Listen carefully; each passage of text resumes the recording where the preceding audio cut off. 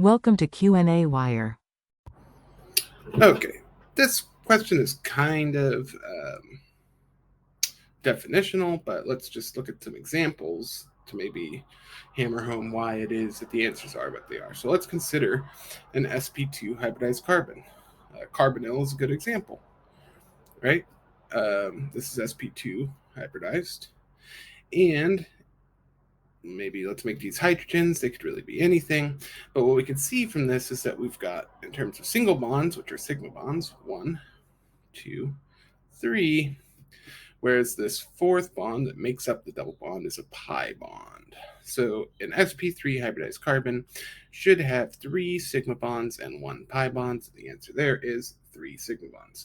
Now the angle between the orbitals, recall that the sigma bonds are sp2 hybrids.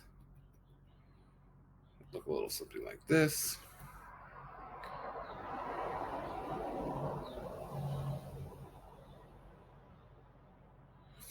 Is exactly 120 degrees because they all lay in a plane. There's 3 of them and they need to be as far from each other as possible.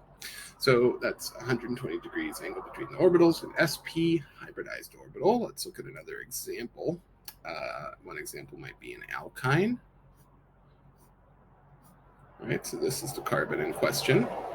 And that's sp2 or sp hybridized. And so we can count the sigma bonds in the same way, right? It's going to be 1 for each single bond, and then the additional bonds are pi bonds. That's a pi bond, and that's a pi bond, right? So the answer there is 2 sigma bonds, 2 pi bonds, so 2 sigmas is your answer. In terms of the angle between the orbitals, so these are a little more S-like in character, but essentially this is my carbon, a bit like that, and the angle between them is a full 180 degrees because they are linear and they need to be as far away from each other as possible.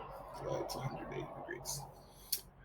Finally, resonance-contributed structures do not represent equilibrating structures, rather an average of them to represent a true molecular structure. And what that idea is that, let's go back to this carbonyl example. We know that it has a valid resonance structure that looks like the following, right?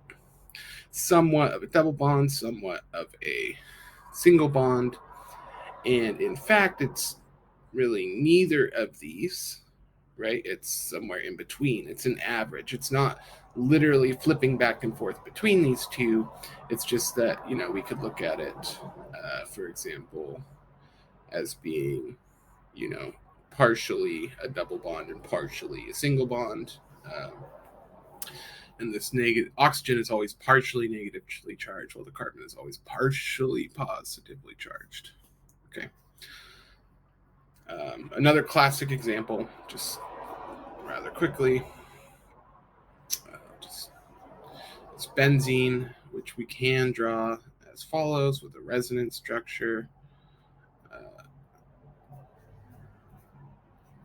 as such. In actual fact, if we wanted to go back to the other resonance structure, it'd be like that. So that's the. But in actual fact, it's more. Whoa, pen kind of messed up there. Okay. In actual fact, it's more like partial double bonds between everything. In fact, the bond order between every carbon here is 1.5. So it's an average.